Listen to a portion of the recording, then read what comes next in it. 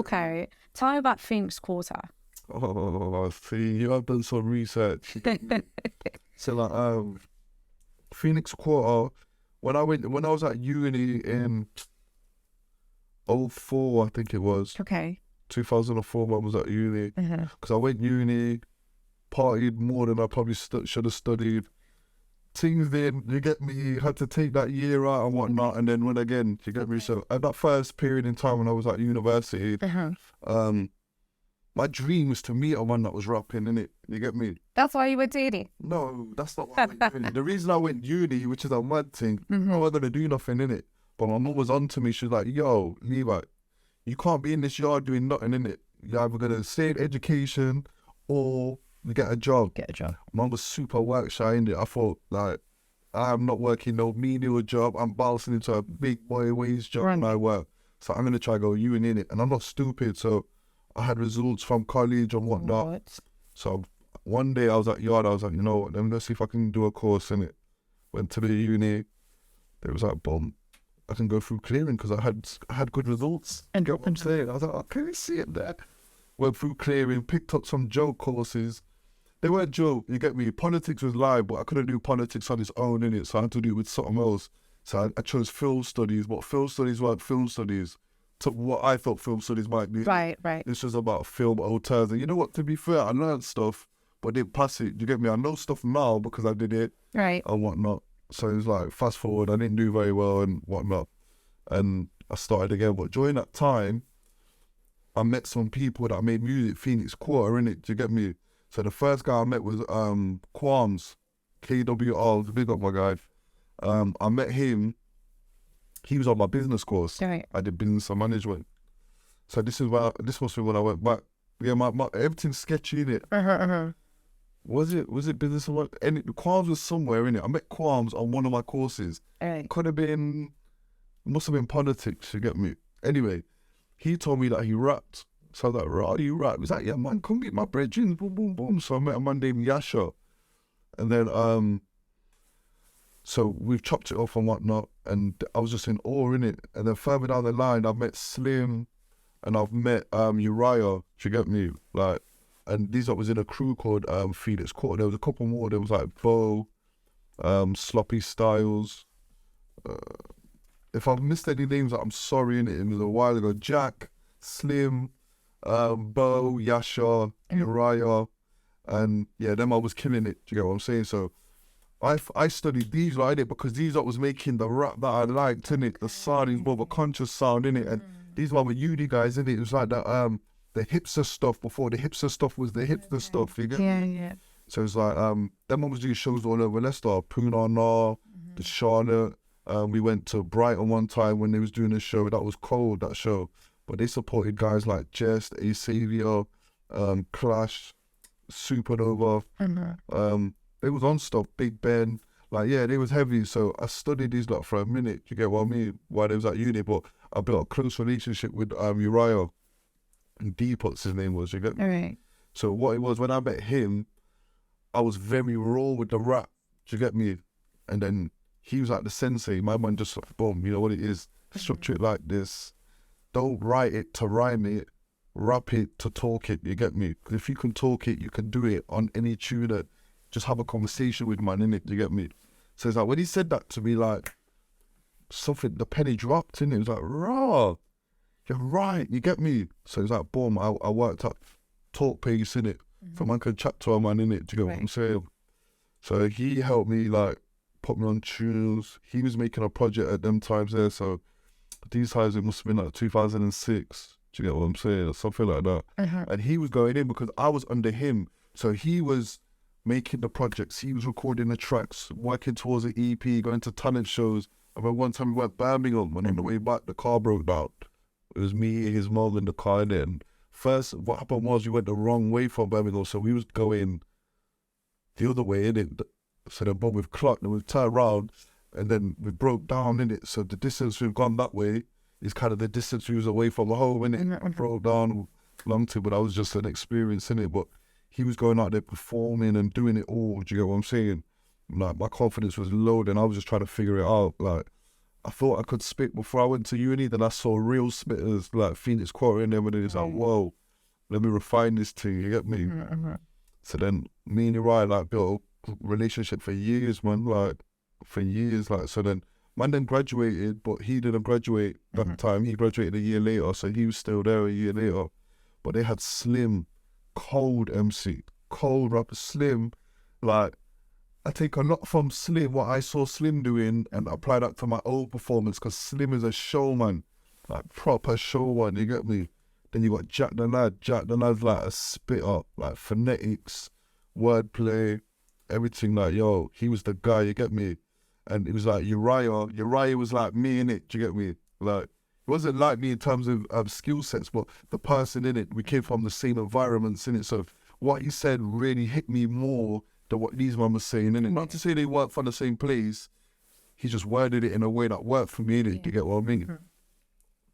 So like, yeah, man was drawn to Uriah. He was training man up. Then we met a man named Zappa, innit? My man from Durham Street. So Zappa, he lived on Durham Street, and he was producing for Uriah these times, innit? Because Uriah kind of went on his own thing from Phoenix Quater. So the first tune we made was called These Days, innit? And it was like, I used to go bed at night saying, yo, I beg you, please, just let me put 116 down on that tune.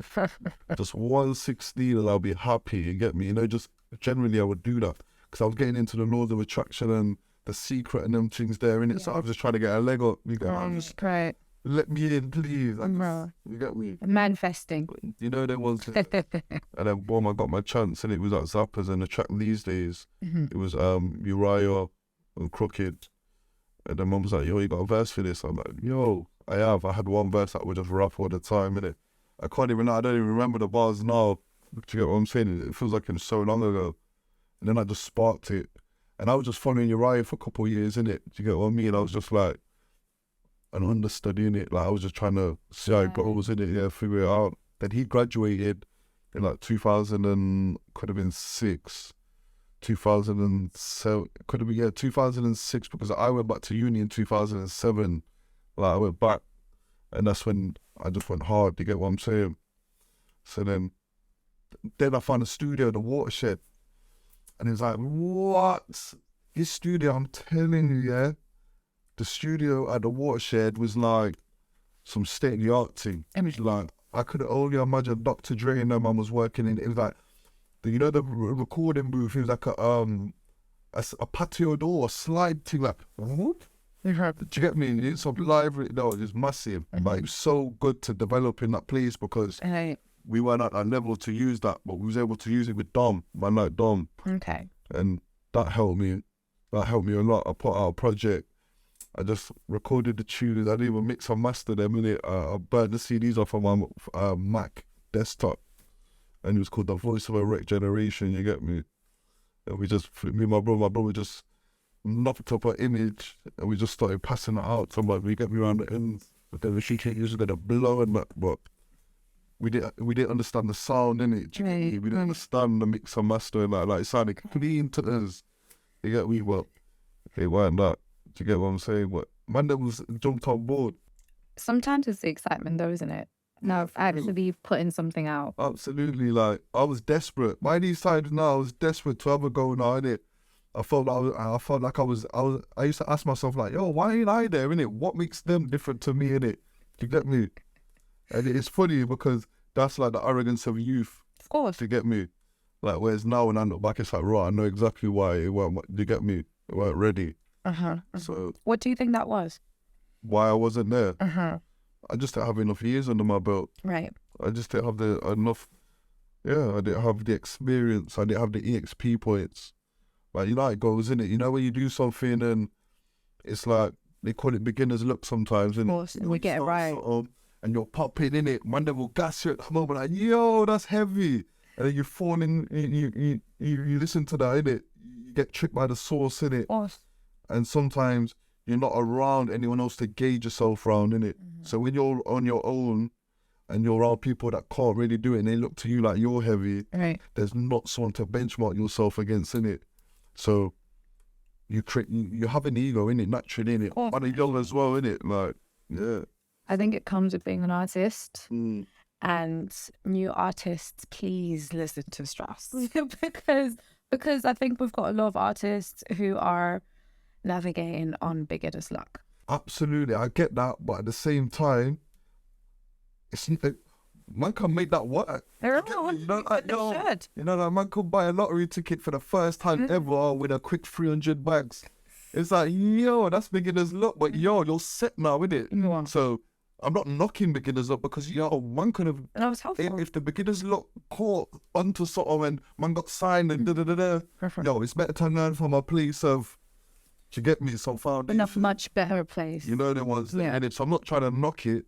It's just like, there was an honesty that I wasn't having with myself, innit? Right. But it goes back to the fact that, yo, I can say that now at 37, innit? But when you're talking to a man that's like, what, 21, 22, yo, I feel like I'm the bee's knees. Do you get what I'm At 22, I thought I knew everything. 22. You couldn't tell me shit at 22. Listen, when I was at uni, these times I was at uni, innit? So now at uni, I'm thinking, boom, watch. What should we get a degree and bounce into a 25k a year job? And 25k a year, What's a lot? That's not even a lot of money generally. No, but to us it was. Yeah, I hear that. But when you're thinking about it, like 25k was like 100 bags then. Innit? Like, in my mind, I'm looking at that like it's 100 bags. Like, I'm set. 25k, I'm chilling. You get me? Nando's every night. Well, I could start. But that's the arrogance of youth, innit? So what I'm saying is, yeah, youngsters might want to listen to what I'm saying, innit? Do you get what I'm saying? But you've got to go through the journey, innit? And everyone's journey at the same, something might pop up for you, innit? You might be a bit better than what I was then. 100%. Do you know what I mean? I might not. And that's what I'm saying, it as well. At the same time, I don't think I was as good as I thought I was then. Do you get me? Yes. Like, I felt like I was like this level now, how I feel about myself. I felt like that then, innit? And how is that possible? Do you get what I'm saying? Because man have progressed, innit? So it's just a case of experience. Just being, keep it a trillion with yourself, innit? It's true. And I'm assuming with that experience, eventually you arrived at trust the process. Absolutely. So, yeah. So we had the Art Summarising Live first. I dropped that EP, I think it was like, it was 2017, it was just before my boy was born. Do you get what I'm saying? So it's like, that was massive. And you get what I'm saying, innit? So I was at that level again. So imagine, I thought I was the bee's knees at uni, you get me? Like, with unmixed, unmastered songs, I thought I was hard. To get to a point where I've got mixed, unmastered songs, I feel like, yo, this is it. Do you get what I'm saying? I'll tell you what, I love Trust the Process. I'm a massive fan. And actually, I didn't know you before Trust the Process. Okay. And I listened to Trust the Process. Okay, he's got something here. And it was so, so good. I remember listening to Gems.